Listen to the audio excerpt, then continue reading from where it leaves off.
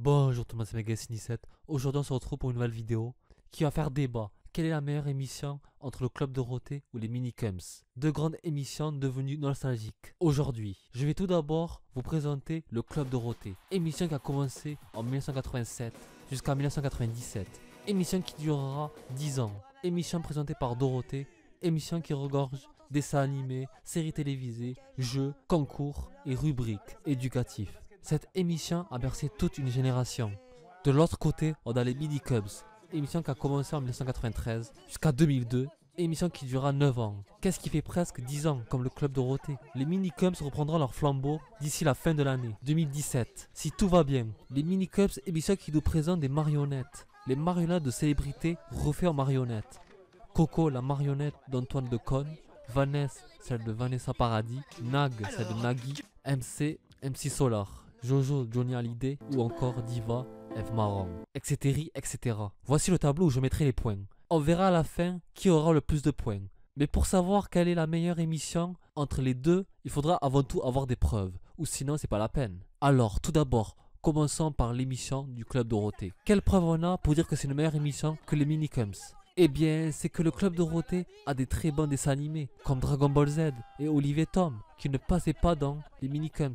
Et pour ça, je mets un grand point pour le Club Dorothée. Pour l'instant, le Club Dorothée mène la manche à 1 point à 0. Maintenant, autour des Minicums, quelle preuve on a pour dire que c'est une très bonne émission? Si on va dans ce site, ils disent à propos des Minicums, les Minicums ont permis à France 3 d'enregistrer des audiences exceptionnelles que aucun programme n'a atteint depuis. Des audiences exceptionnelles, retenez ça. Là, on a une preuve qu'il y en a une. Cette information donne 1 point aux Minicums. Mais qu'est-ce qui advient du Club Dorothée? L'émission Club Dorothée a été regardée par beaucoup de gosses. Émission avec une très bonne audience, qui allait jusqu'à 86%. Un record qui n'a jamais été vu et égalé. Ce qui veut dire que les Minicums n'ont pas plus d'audience que l'émission Le Club Dorothée. Ce qui fait 2 points pour l'émission Le Club Dorothée. Bravo pour ce point. Les seules émissions à avoir grignoté des parts de marché au Club Dorothée sont les Minicums et M6 Kids. Comme il a été écrit là, seuls les Minicums et M6 Kids sont parvenus à grignoter des parts de marché au club. 2 points pour les Minicums.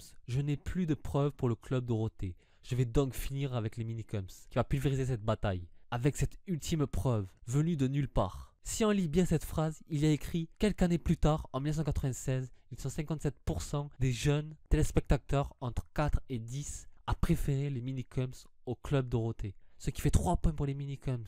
Et je peux encore plus pousser la chose pour prouver que les Minicums ont une meilleure émission que le Club Dorothée. Si on regarde quelle est la meilleure émission pour la jeunesse, on peut voir que le Club Dorothée l'a remporté une fois en 1987, tandis que les Minicums l'ont remporté 3 fois en 1997, puis un an après en 1998, quand la France a gagné la Coupe du Monde, et puis enfin en 2000.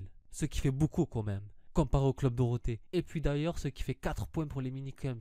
Une belle achèvement pour une fin de vidéo. Et pour vous, quelle est la meilleure émission entre le Club Dorothée et les Minicums?